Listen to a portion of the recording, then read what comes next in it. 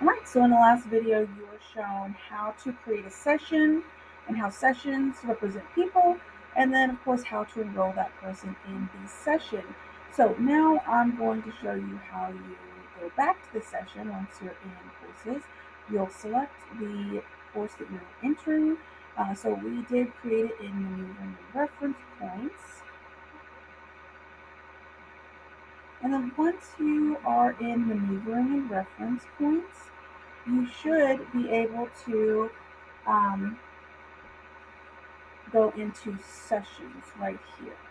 So once you enter the course, maneuvering reference points, or the course that you're wanting to add in an event and hours in for a person, you're going to go into sessions, okay? Once you click into sessions, it'll show you a list of individuals that have already been assigned or put in sessions for, and you're just going to search the name of the person you want to find. All right? So now that you're in sessions and you can see the list of individuals. Now I, of course, have made it to where I've already, right here in the search tab, put in the name, only because I do not want to see other people's personal information for this video.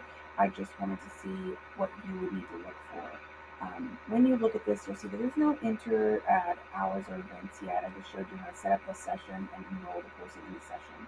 I will now be going through and showing you how to create events and to enter in hours, okay? And then, as you can see, there's 0 events, so this is orange. There is one instructor, the person who originally set it up, which we went with Linda. And then, of course, there is only one person enrolled, which is the individual whose name is right here. So once you're trying to go back and find someone in the session, you click on section, you search their name, and then they should pop up. Once you click on their name, it'll take you into the session. You're going to go to events, all right? So usually if you just create the session and you're adding in the events and you've enrolled them, from here you would just tab over to the events and attendance. If you're going in to add more events for the person for a different day, you would just go to the events and attendance tab, and then you would click this uh, green plus sign icon at the top right hand corner, and you're going to click on new event. Okay, so when you're entering a new event, of course it's always going to be the person who's you're training their name. All right, one of the reasons you use names as well, so that if you accidentally enter in names for maybe a Jason and you were training Jason, you accidentally went into the wrong session, you would know by because of the fact that the names wouldn't match with the person who's the session is created for. All right, so I'm going to put the name that's required. The date is the date that you completed this session or this session took place. So, or this event. So this event, I trained them over this on today. But if I was entering hours for maybe I just wasn't able to log this Friday, I would go back and I would put the date that it actually occurred. Okay, so make sure that you're putting the date that the event actually occurred and you went over this training with them. In the description, you will put your notes of what you did with them over that involves the sections for maneuvering reference points. Please be very descriptive. Now, I know that some people say you don't have to put descriptions in. I do want my trainers to put their descriptions in of what they went over that day, what they missed, what they didn't do, what they did do, and just little notes about the training. All right? Now, this is, as you move down after the description, you're going to put in the hours so they can be calculated for how many hours you actually spent. So say you only did an hour, and we train usually starting from 9 to 1. So if we did an hour of maneuvering reference points, I'm going to take away the time. So say I didn't even start doing any kind of maneuvering reference points until about maybe 9:45. Because from 9 to 9:45, I was doing pre-trip, getting on the bus, things like that. So from 9:45, and say I did an hour, so I'm going to change this to 10:45. And as you can see, the duration down here is changing, okay? So it is going to show you how many hours that you just logged. You will not put in anything for break time unless they actually took a break in between this hour, but more than likely they didn't take a break. And then time zone is going to stay the same. Don't worry about the time zone. Then you're going to go scroll down to venue, and you're going to choose location. Location should just be automatic. It's only going to be one usually, so you would choose the location that is for you. For us, it's Keller. Don't worry about the video and conference or the classroom right here. Don't you worry about the collaboration tools. You'll just go down to the bottom and then you'll input the instructor. So I know that when we created the session, we used Linda, so we'll go back and say, Linda, she's logged in this. She won't have to put her name in again, but she's already on the session as an instructor. But say this is a different day and, you know, I'm Flora. Now I have Kathleen, and so I'm going to put in my name and now I'm going to show up. Once you are already attached to the session as an instructor, or you've already put yourself in an event as an instructor, you will not have to go back and put yourself again. And a good way of knowing this is if you type in the name that you put in, or you type in your name, you'll notice that like Linda Johnson, she's not showing up. That's because she's already attached to the session. You will not have to re-enter your name again. You'll just need to confirm. And then once you confirm, it should start popping up where you can see the hours, okay? Now, each individual one, you can go over here to the side.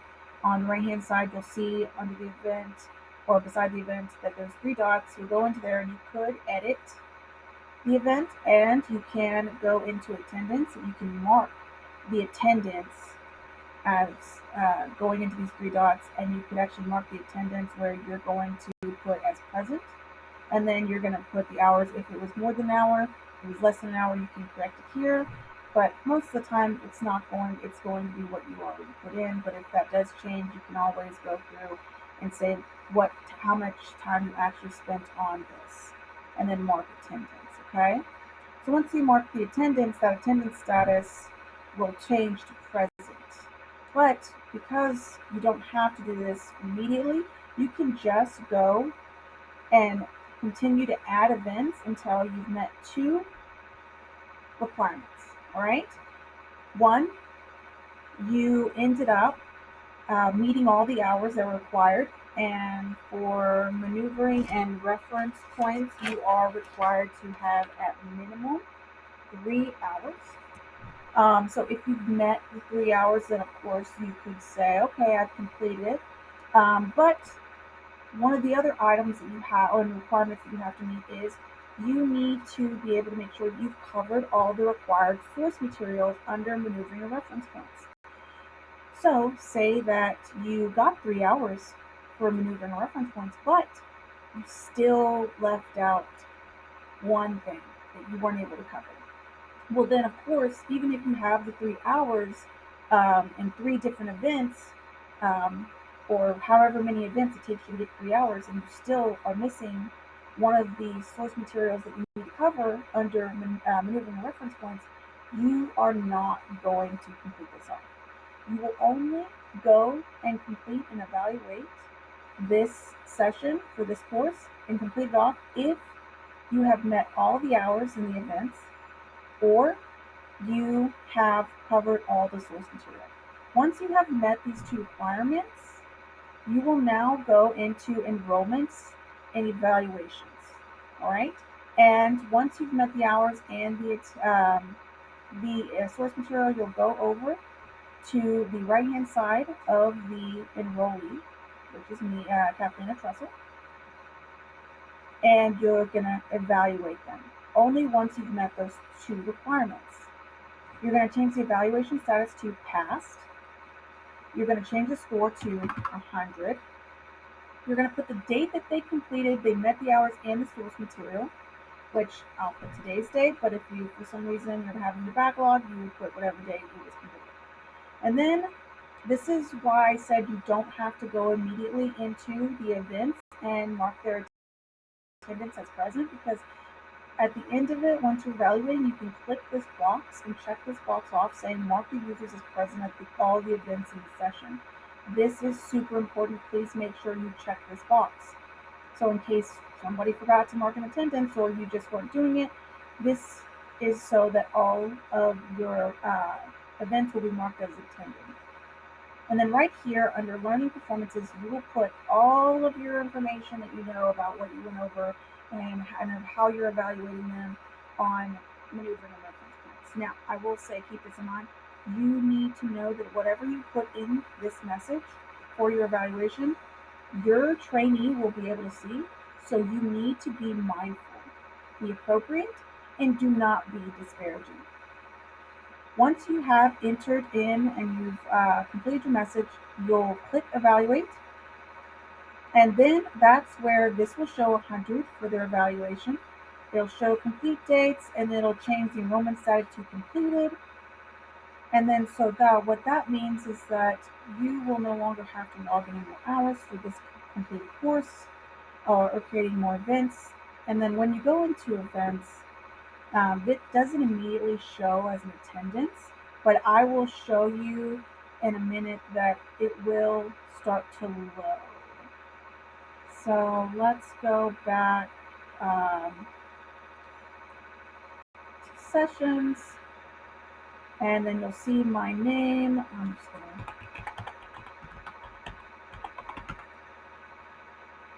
kind of clear it so you can only see Katrina. You'll see that you will have an hour underneath here. You'll have the location because you entered in Keller.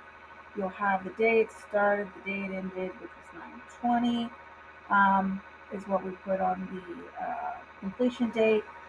How many events there were, how many instructors, which was only Linda. Anyone on the waiting list, that probably should always be 0. Enrolled users should be 1 because you only enrolled 1 trainee into this session for Catalina because this session only represents 1 person. All right. Once you go in, you can go and edit if you need to. You can edit the events if for some reason the hours were wrong when you entered them in. But now as you see in the events and attendance, you'll see that that's been updated and it's 1/1.